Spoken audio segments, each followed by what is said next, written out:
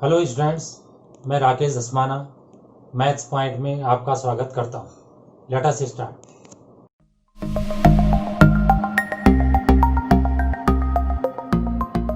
Advance 2018 math solution के अंतर्गत ये क्वेश्चन देखिए। 3D से आ रखा है। Let P1 such that 2x plus y minus z equals 3 and P2 such that x plus 2y plus z equals 2 be two planes, then which of the following statements are true? The line of intersection of P1 and P2 has direction ratios 1 to -1. The line 3x minus 4 upon 9 is equal to 1 minus 3y upon 9 is equal to z upon 3 is perpendicular to the line of intersection of P1 and P2. The acute angle between P1 and P2 is 60. If P3 is the plane passing through the point 4 to -2 and perpendicular to the line of intersection of P1 and P2, then the distance of point 211 from the plane P3 is 2 upon root 3. तो काफ़ी simple question है। इसमें हम जो है line of intersection के direction ratios a b c मान लेते हैं। तो जो लाइन ऑफ इंटरसेक्शन है वो दोनों प्लेन पे लाई कर रही, दोनों प्लेन जहाँ पर कट कर रहे हैं वहाँ पर जो है वो लाइन ऑफ इंटरसेक्शन है। तो इसमें क्या है कि जो प्लेन के नॉर्मल्स होंगे वो लाइन के परपेंडिकुलर होंगे।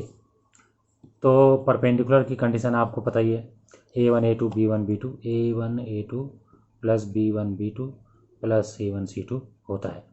तो यहाँ से A1 B1 C1 तो ये लाइन के डायरेक्शन रेशियोज हो गई, और A2 B2 C2 first plane के नॉर्मल के डायरेक्शन रेशियोज हो गई, जो कि coefficients of x y and z होते हैं 2 1 और -1 फर्स्ट वाले प्लेन में। A1 A2 plus B1 B2 C1 C2 0 आई।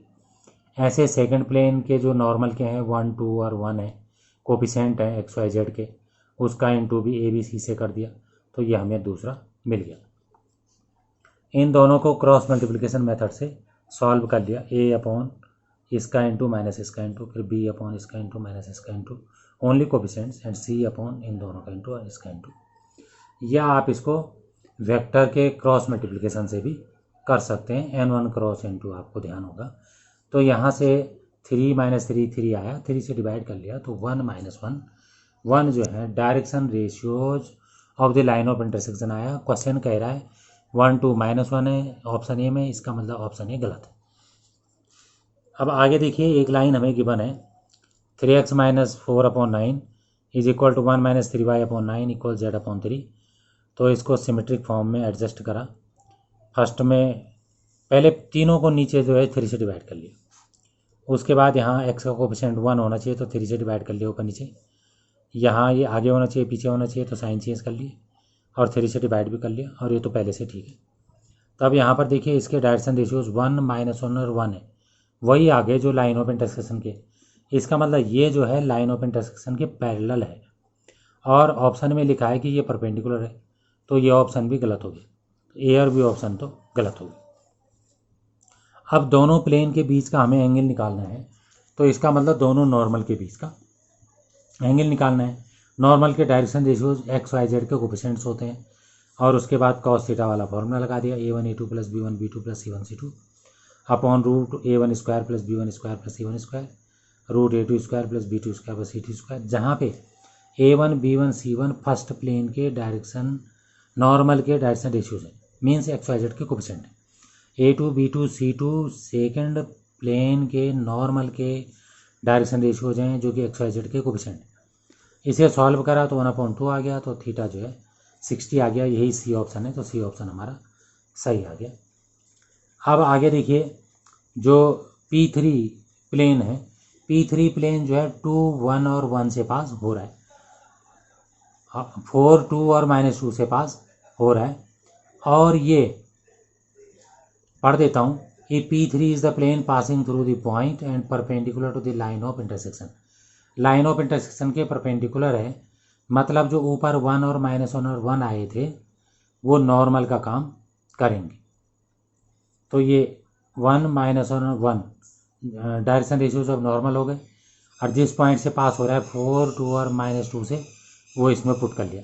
पढ़ के सुनाता हूँ, A x - x1 plus B y - y1 plus C z - z1 equal 0 उस प्लेन का इक्वेशन होता है जिसके नॉर्मल के direction ratios A B C होते हैं, और x1 y1 z1 से वो प्लेन पास होता है। तो इसको अप्लाई कर लिया, प्लेन का इक्वेशन आ गया, फिर उसकी 2, 1 और 1 से परपेंडिकुलर डिस्टेंस निकाल दी जो कि 2/√3 है, और यही हमारा डी ऑप्शन है।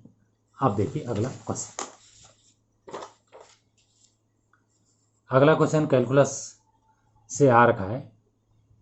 For every twice differentiable function F r2 - 2 to 2 close interval with f0 square plus f'0 square equals 85, which of the following statements is are true? There exists rs belongs to r where r is less than s such that f is 1 1 and on the open interval rs. There exists x0 belongs to -4 to 0 such that f dash x0 mod is less than 1. C part, limit extends to infinity fx equals 1. D part, there exists alpha belongs to -4 to 4 such that f alpha plus f double dash alpha equals 0 and f dash alpha not equal 0. काफ़ी अच्छा question है और सोच समझ के आगे बढ़ना है। तो सबसे पहले f0 स्क्वायर और f डैश स्क्वायर का 0.85 जो है क्वेश्चन में दे रखा है वो मैंने यहाँ पे लिख दिया। अब अगर हम f डैश 0 को 0 मान लेते हैं, मान लीजिए डिफरेंशिएशन 0 पे 0 है, तो फिर ये जो है ये इसका स्क्वायर 85 हो जाएगा, मतलब ये √85 हो जाएगा, जो कि नहीं हो सकता क्योंकि फंक्शन की रेंज -2 से 2 है, सबसे ज़्यादा 2 हो सकता है, सबसे ज़्यादा 2 हो सकता है, तो √85 कैसे हो सकता है, क्योंकि √85 तो 8 से बड़ा आएगा, 9 से बड़ा आएगा, 9 9 से 81, 9 से बड़ा आएगा, हो ही नहीं सकता। तो इसका मतलब f डैश 0 नहीं हो सकता, इसका मतलब fx जो है वो कांस्टेंट नहीं है हर जगह, मतलब 0 पे कांस्टेंट नहीं है, ऐसा भी बोल सकते हैं। इसका मतलब f is not constant through out its domain. अगर कोई फंक्शन कांस्टेंट नहीं है तो इसका मतलब कहीं पर वो बढ़ रहा होगा, कहीं पर वो घट रहा होगा। अब मान लीजिए कहीं पे बढ़ रहा है, मान लीजिए थोड़ी देर के लिए बढ़ रहा है, तो जहाँ पर बढ़ रहा है उन 2 पॉइंट पे देखिए, यहाँ से यहाँ तक ये फंक्शन क्या होगा, 1 1 होगा, हर एक एक्स के लिए अलग अलग हाइट होगी। तो हम ये कहना चाह रहे हैं कि अगर फंक्शन कांस्टेंट नहीं है तो इंक्रीजिंग होगा या डिक्रीजिंग होगा, तो कुछ इंटरवल के लिए 1 1 पक्का होगा, तो इसलिए हमारा ए ऑप्शन सही आ गया।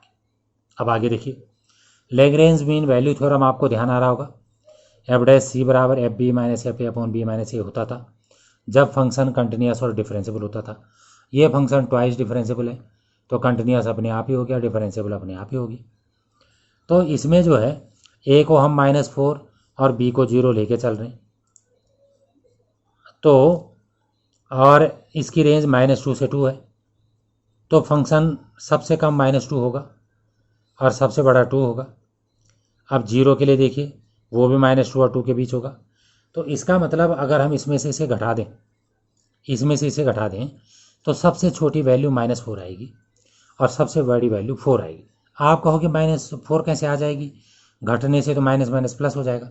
हम ऐसा घटा रहे हैं, f0 की तो ले दे रहे हैं सबसे छोटी वैल्यू -2 और f-4 की ले दे रहे हैं सबसे बड़ी वैल्यू 2, तो -2 हो जाएगा -4, और बड़ा लाने के लिए f0 को ला रहे हैं हम 2 और f-4 को ला रहे हैं हम -2, तो माइनस माइनस प्लस हो जा रहा है, तो सबसे बड़ा 4 हो जा रहा है।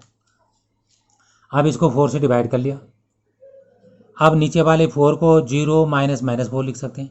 अब इसको पढ़ के देखो, F B minus F A upon B minus A, इसका मतलब ये डिफ्रेंसिएशन है किसी पॉइंट पे, इसका मतलब डिफ्रेंसिएशन का मॉड 1 से छोटा है क्योंकि -1 और +1 के बीच है, इक्वल भी हो सकता है। तो यही जो है हमारा सी, यही जो है हमारा एक ऑप्शन है बी ऑप्शन हमारा सही है। अब आगे देखिए, fx को हमने साइन √85 x मान लिया, ऑब्जर्वेशन से माना। अब आप कहोगे कैसे पता चला कि ये मानना है, तो इसके मैं सारे लॉजिक आपको बताता हूँ। f0 square plus f'0 square equals 85 को देख के आपको याद आ रही होगी sine square theta plus cos square theta equals 1।